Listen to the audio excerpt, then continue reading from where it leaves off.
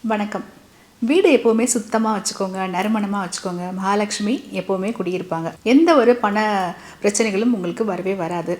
இதனால நம்ம நெறைய பூஜைகள் பண்றோம், பரிகாரங்கள் பண்றோம், எல்லாமே பண்றோம். இதில இன்னும் முக்கியமான விஷயம் என்னன்னு பார்த்தீங்கன்னா, உங்களுடைய நில வாசல் படிய எப்போவுமே சுத்தமா வச்சுக்கோங்க. வாரத்தில ஒரு முறை பூஜை பண்ணுங்க.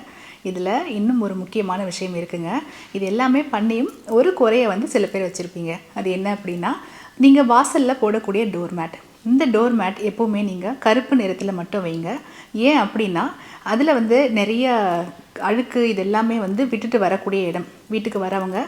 அதனால கருப்பு அப்படிங்கிறது சனிக்கு உரியது. அதனால அத மட்டுமே பயன்படுத்துங்க. மற்ற நிறங்கள் பயன்படுத்தக்கூடாது. இன்னொரு முக்கியமான விஷயம் அப்படின்னா, அந்த டோர் மேட்ல வெல்கம் அப்படின்னு சொல்லிட்டு எழுதி வச்சிருப்பாங்க சில பேர். வெல்கம்னு பிரிண்ட் பண்ணியிருக்கோம்.